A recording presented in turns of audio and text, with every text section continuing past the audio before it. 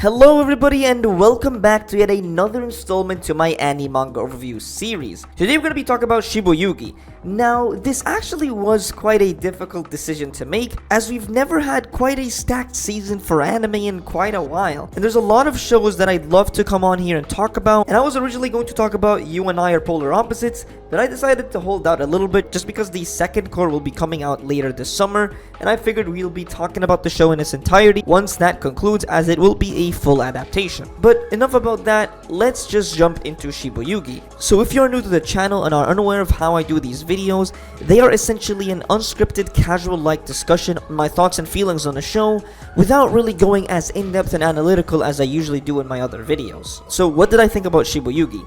I actually have a bit of mixed feelings on the show overall, as it does do a lot of positive, while other parts kind of feel like they're missed potential or a little bit of a mess in the games in particular. One of the strongest assets for this anime is going to be the unique presentation and direction of the anime.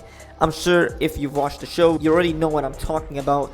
The way things are presented, the scene numbers, and how things are very different from the typical death game anime, as many shows in this genre are either way too edgy, quirky, and very loud with a lot of its either characters or gore or shock value, you name it.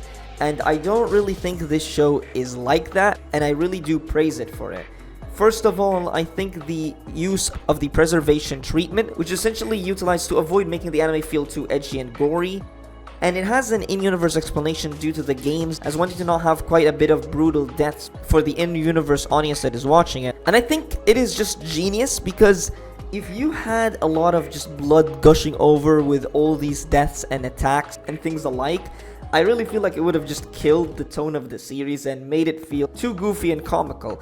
I talk about this kind of thing a lot in many of my videos, where if you have a show with a dark premise or atmosphere, it is very important to have either a character or an element in the story to ensure a bit of tonal balance. For example, in my video on Kakegurui, I explained that a character like Ryota and Mary are essential to really add a balance between the lunatic cast of Kakegurui versus the normal nature of Ryota and Mary, which kind of prevents Kakegurui from being way too out there. And the preservation treatment is essentially utilized for that in particular. And this story has a lot of interesting things when it comes to its lore, although I would assume that it is much more explored in later seasons and arcs, if we ever do get a season 2, of course. So the way it is structured, these games are built to earn profit for these players, while we have some characters that are willingly participating at the risk of their life, whereas some others are tricked into it, such as Momono, who is the pink-haired girl of the first episode. That isn't really going to matter so much because a lot of the characters in these games are basically one-offs aside from a couple of major important characters, such as essentially just Mishiro. The rest really are only just for these specific games. I really do wish they were a little bit more important or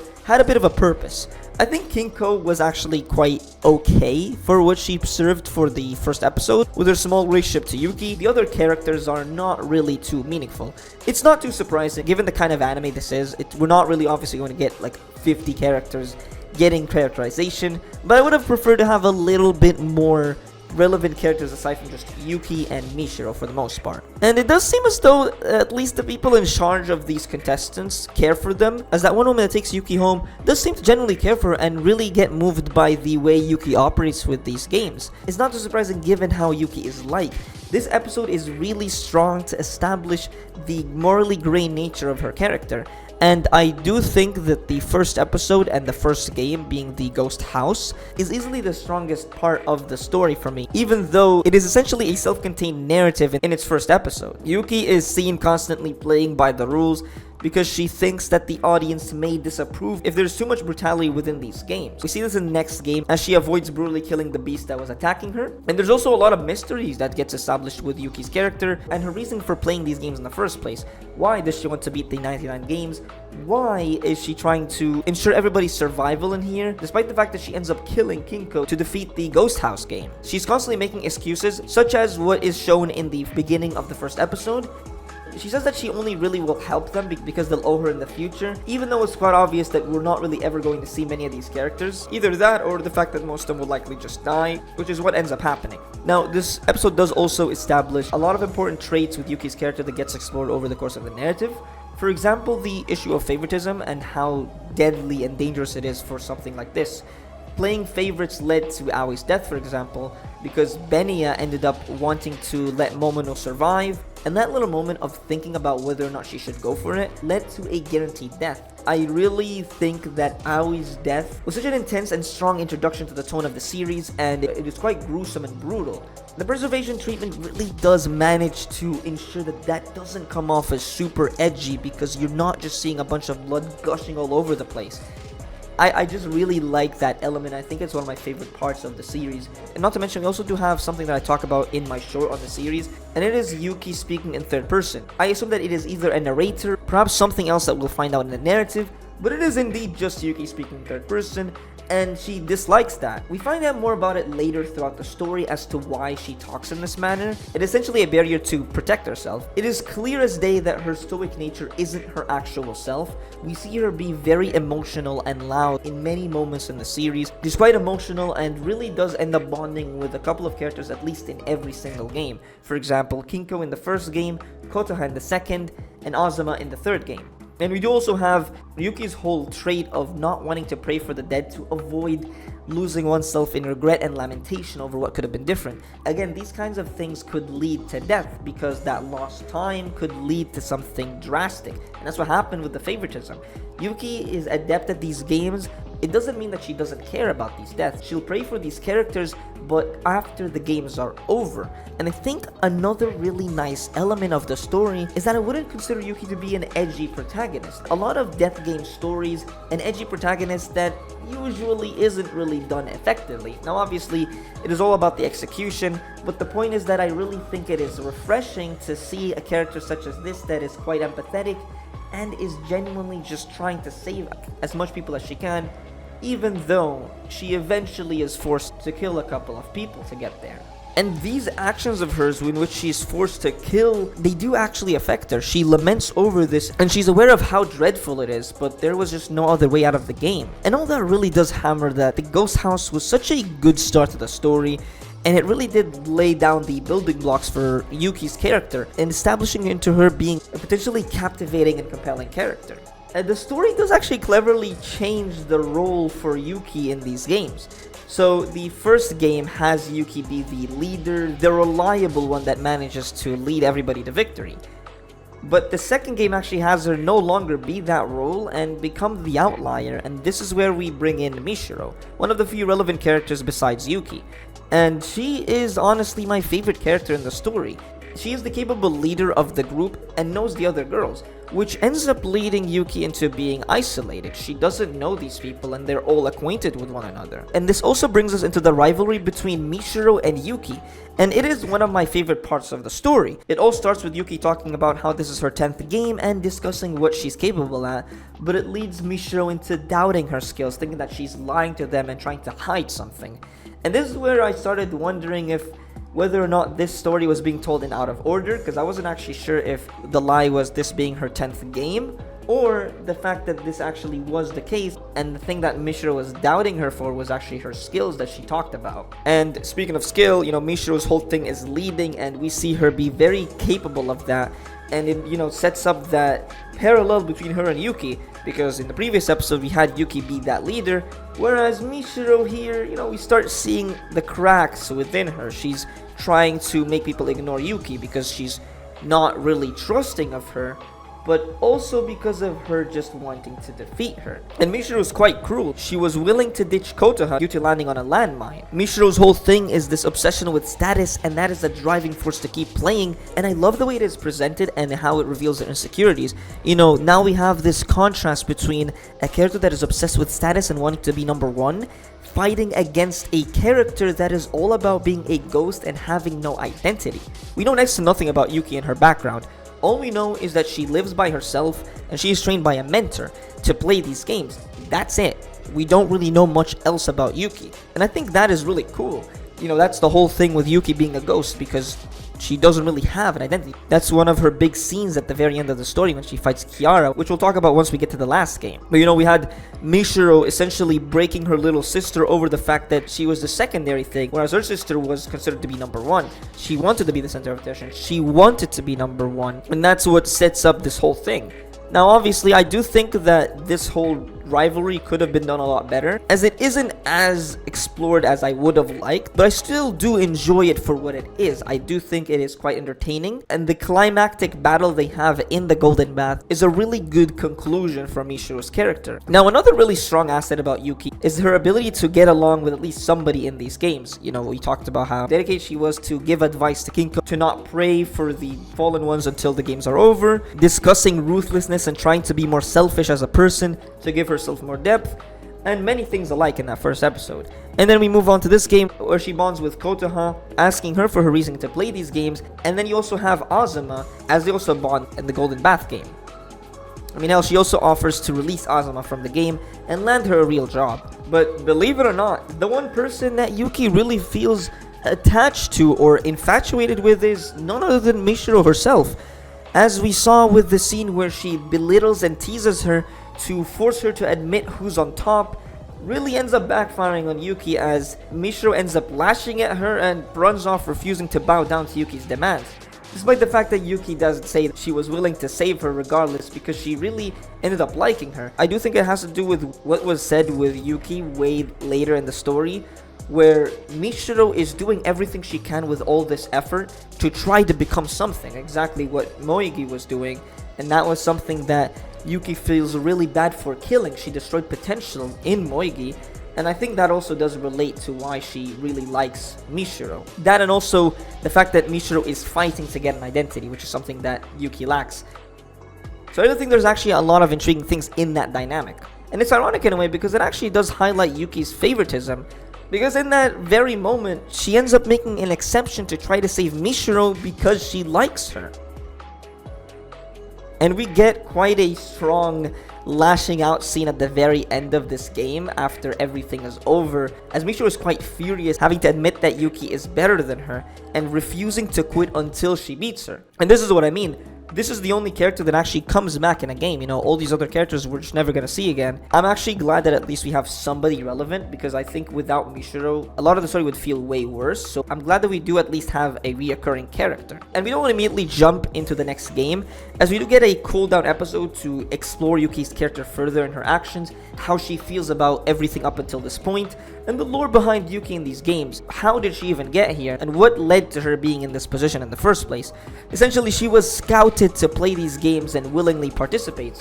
She isn't actually forced into it. You know, many of these death games have these characters being thrown into these situations and trying to either end these games, defeat them, or finding a way out. Yuki's actively indulging in these games and not intending to quit. And this is where we get the offer from Kinko's dad to destroy the game. This doesn't end up actually mattering at all in this season, so I assume this probably is relevant in a future arc in the story. But this also does give us more about Yuki and how tormented she is over her actions. Even in this very episode, she talks about how she doesn't want to repeat the same play she did in the previous games. She realizes how scummy she has been, and she doesn't really want to do that. Now, we move on to the third game, the Golden Bath. And this is yet another different role for Yuki. This time she's acknowledged in how well known of a player she is in comparison to the previous games. Honestly though, I'm not really a huge fan of this game, but it has its decent moments. I do think the highlight of this game has got to be the clash between Mishiro and Yuki, and also seeing Mishiro's tyranny. We see how cruel she is with killing the girl to forcibly acquire her tags. And this game does also give us a different perspective for Mishiro. She is still the leader in both this game and the previous one, but this time it is put in a much different light. She's essentially now forcibly taking these tags, taking out the girls that are not within her group, as we see in the beginning of this game. And this does also establish Mishiro's cruelty, this contrast between her and Yuki. Yuki is shown to be quite caring and at least attempts to save these people as much as she can, even if she's forced to kill them, as we saw with Kinko. Whereas I get the idea with Mishiro, she mainly is concerned with her obsession for status. This is kind of shown with her view on responsibility for others' actions if she guided them and gave them life, as seen with her small relationship with Riko. She found and saved her and gave her a purpose and a mission. In her eyes, everything that Riko does is an extension of her. But the second clash of them honestly is really good. We get quite a different version of Yuki here, as she's quite distraught and defeated as she bravely miscalculated the situation at the public bath, which is a nice addition for her character. She isn't this perfect adept player at these games, games, she actually messed up and didn't realize that this public bath setting basically resulted in this very, very dire situation for her group. But it leaves Mishiro to be furious and livid. She has this ideal of Yuki that she wants to battle and wants it to be elegant and special. She wants to have this underdog story due to her obsession with status, and seeing Yuki in this defeated, pathetic manner just leaves her to be quite angry because she sees herself in that pathetic and weak state of hers. And her relationship with Riko is what I mean when I kind of say that Mishiro is very selfish, and as while she saves Riko, she has her carry her will to defeat Yuki because, like I said, she views Riko as an extension of her since she saved her, and if Riko defeats Yuki, that would prove Mishiro as number one. Even in her own death, she utilizes somebody else to try to defeat Yuki. And that whole clash between Mishiro and Yuki at the bath gives us one of my favorite scenes in the series, and essentially is Yuki's desire to live and embrace being human. We see her desperately just run off wanting to live and not wanting to die, and it's one of the few times where you see quite an emotional version of her. For most of the series, she's basically stoic and composed, and this is an instance where you see her desperate, trying to cling on to life against Mishiro. It's not like her victory was quite one-sided here. She was always just prepared to die at any time prior to these games, which does actually set up her little parallel to Kiara, which we'll talk about once we get to the Candlewoods game. And I'm not sure how to feel about her win in the Golden Bath, as it really was just about the luck. It isn't the worst thing ever, but it does feel like that end bit between her and Riko could have been done better in my opinion. And I did not really vibe with most of the Golden Bath besides the ending bits of it with Mishiro versus Yuki. And the conclusion of Mishiro's character was really good to me personally. That really did save the arc for me. And this brings us to the final game, the Candlewoods.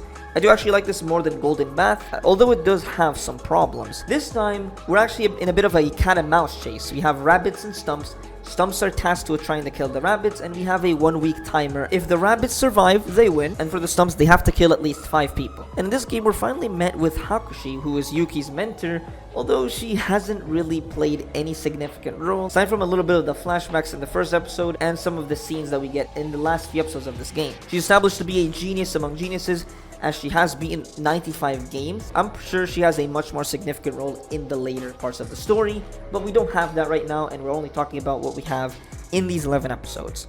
And this is where we're introduced to our main antagonist of this game, Moigi and her tyrannic nature over these stumps. In my opinion, I don't think Moigi is nearly as good of a character as Mishiro, mainly because of the way she's executed, which I'll discuss in a moment.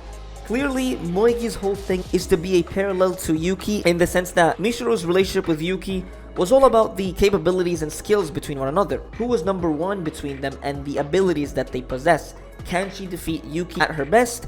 Whereas with Moigi and Yuki, it more so was about the identity as well as the mentor relationship that she has with Kiara. Moigi wanted to let go of her weak nature, and she put on this tyrannic facade to seek strength. But that does also lead her into lamenting her actions. For example, after she kills the girl who wanted to quit because she forced her to kill the rabbits, she ends up biting her hand gruesomely, either being disgusted by those actions or realizing that she can't really handle that, committing to that act in the first place. No matter how much she chased strength, she was always weak. And I do think it likely does have to do with how willing she was to kill her parents. Given how things are structured, it's likely either she wasn't loved or abused. Potentially could explain why she was so drawn to Kiara, who gave that affection to her. And, she ends up trying to be like Kiara, thinking that if she killed her parents, she could end up like her. And I think one of the failures of Moigi is the lack of focus besides her backstory. We had Mishiro's whole thing be explored to a degree against Yuki in the Golden Bath, as well as the second game. And I think, we needed more time with Moigi for her to really be an engaging character, in my opinion. She does have some qualities to her that really elevate this arc a little bit, but I feel like we could have done a lot better with her character, if that makes sense. She does have a tragic death, which highlights the tale of one who was never able to attain the strength that she desires, which is pretty neat, but yet again, her presence was quite minor, and even in that little time, I don't think she was given enough to really move me as much as Mishiro.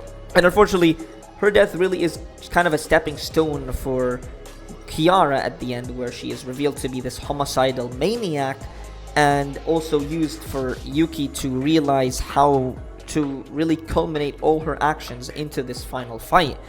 She realizes that Moigi was somebody that gave it her all, despite having no chance at victory. A person that just wanted to carve an identity for herself, and she destroyed that potential.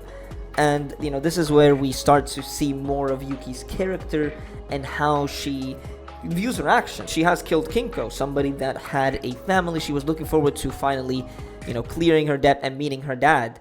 And she killed her. And the same thing happens here. She can sympathize with people. And I do really find that part of her to be compelling. And this does actually move us to the actual main antagonist of this game, Kiara. Not a fan of her that much. I do think she is actually even worse than Moigi, but I do see the vision that they were going for. She is utilized to highlight the difference between homicidal maniacs versus death game players. Because again, these aren't killing games, they're just survival ones. The main goal is to survive. You're not actually supposed to kill people. Yuki only does it because she is forced to. The ending in the ghost house required 3 people to die, and the person closest to her was Kinko, and she basically killed her for that. And Kiara is utilized to have yet another contrast with Yuki in the comfort of death games. This place has essentially been Yuki's home. Could Yuki really feel at ease if she wasn't playing these games, if she was having a normal life? And that is essentially the character of Kiara, which I unfortunately don't really think is explored that much. She does get quite a bit of interesting characterization in her backstory with Moigi, and you see just how attached she was with her. And while I'm not really big on Kiara, I do think there are some interesting elements with her character. For example, her embracing her homicidal nature and wanting to have as much fun as possible with that. We see that explored in the backstory with Moigi, and how she embraces just murdering these individuals in these games. And it does kind of go against what Yuki is like, as she laments and feels for all these deaths, for all the fallen ones in these games, whereas Kiara just kills them because she finds it fun. She's venting her frustrations, as she puts it. This is a hope for her. There is no nonsense. Killing is fine. You won't be blamed for it.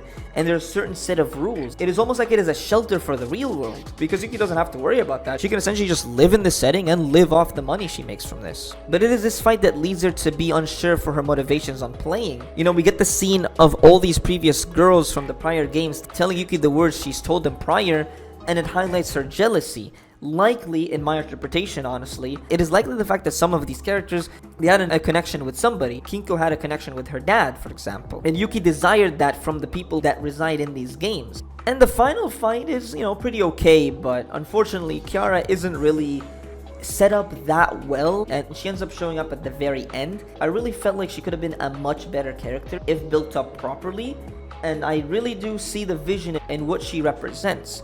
But I'm not sure. I feel like I'm not really too huge on this final conclusion when it comes to that battle, but I do enjoy what it gave to Yuki. We end up seeing her embrace trusting instead of doubting, and finally letting go of pessimism if she intends to play for longer. With Hakushi's death, her mentor, she wants to carry on her will and beat 99 games, and for that to happen, she has to change. And we see that in the final moments. She has been afraid of being seen in public and has been holed up besides being in these games, which just kind of support this whole last exchange was going for, as these games are essentially a shelter from the real world for Yuki. She could feel at home in these games and not deal with that.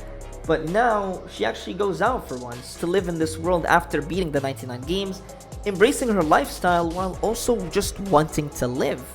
And then we also, of course, get the last bit, which Hakushi was alive overall, and I'm sure that probably does play a huge factor later on, especially the fact that Yuki likely doesn't know that, and is very dedicated to carry on Hakushi's will. And overall, I really did enjoy the show. It has had its problems, but it did offer some very fun and engaging dynamics and characters in Mishiro and Yuki. I have seen that many Japanese fans are not happy with the adaptation, as certain things were not really faithful to the light novel, so perhaps that might explain some things not feeling as strong after the first 2 games. I'm not sure if I'll be reading this light novel, but if it does ever get a sequel, I'll definitely be checking that out and seeing how the story goes from here.